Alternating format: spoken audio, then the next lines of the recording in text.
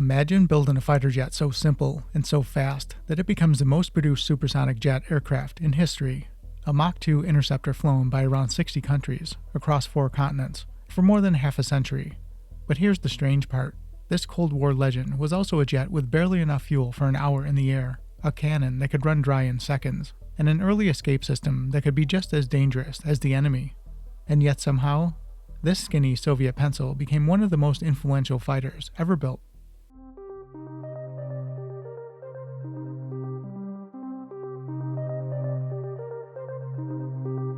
I'm Bill, and this is Buffalo Air Park. Let's dive in.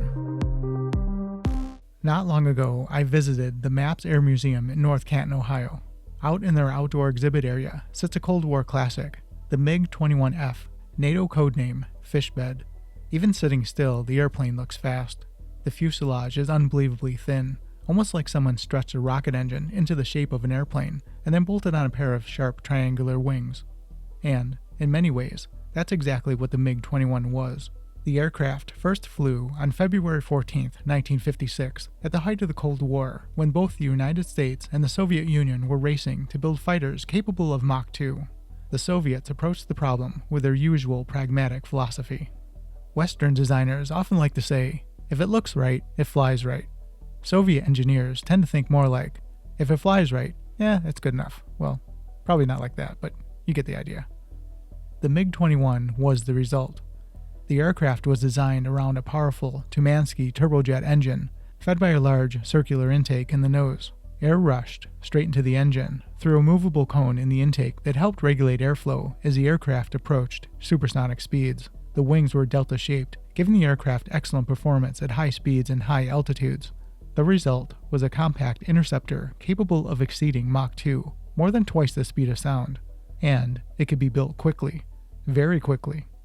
Between 1959 and 1985, the Soviet Union and its allies produced roughly 11,500 MiG-21s, making it the most produced supersonic jet fighter in history.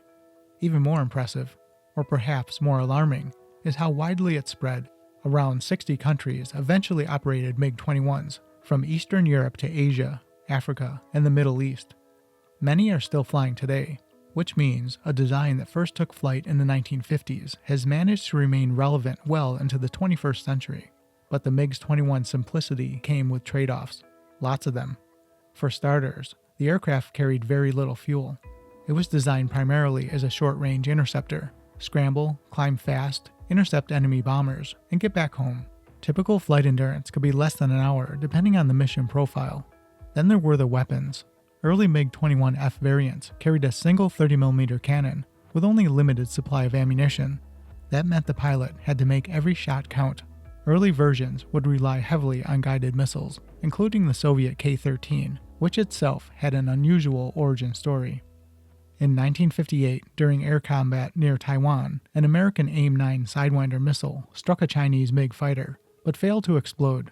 The missile lodged itself in the aircraft. The pilot landed safely, and Soviet engineers suddenly had an intact example of one of the West's most advanced air-to-air missiles. They reversed engineered it, almost bolt for bolt, creating the K-13, which would go on to arm the MiG-21. Cold War engineering sometimes worked that way. But perhaps the most famous chapter in MiG-21 history didn't involve engineering, it involved espionage. In 1966, an Iraqi Air Force pilot named Munir Redfa secretly agreed to defect. Under a covert operation later known as Operation Diamond, Redfa flew his MiG-21 directly from Iraq to Israel. For the first time, Western intelligence had access to a fully intact MiG-21. The aircraft was eventually tested extensively, including by the United States, revealing both its strengths and its weaknesses. American pilots discovered that the MiG-21 was extremely agile at high speeds, thanks to its delta wing design. But it also had limitations in radar capability, endurance, and situational awareness.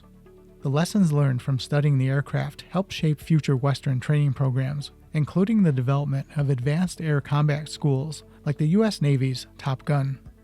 And of course, the MiG-21 would become one of the most recognizable aircraft of the Vietnam War. North Vietnamese pilots used the aircraft in carefully controlled intercept missions, often guided by ground radar. Instead of prolonged dogfights, they'd favored quick attacks. One pass, then disengage. It was a strategy that made the little Soviet interceptor far more dangerous than its simple design might suggest. Standing next to the MiG-21F at the Maps Air Museum, it's easy to forget how revolutionary this airplane once was. Its first flight was in 1956. It entered service in 1959. And yet, the design proved so adaptable, so easy to produce, and so widely exported that it became one of the most recognizable fighters of the entire Cold War. From Europe, to Asia, to Africa, the MiG-21 left its mark on aviation history. And in many ways, that skinny little supersonic pencil helped define what a Cold War fighter looked like. And that wraps up another tale from aviation's stranger side. Until next time, keep your eyes on the skies.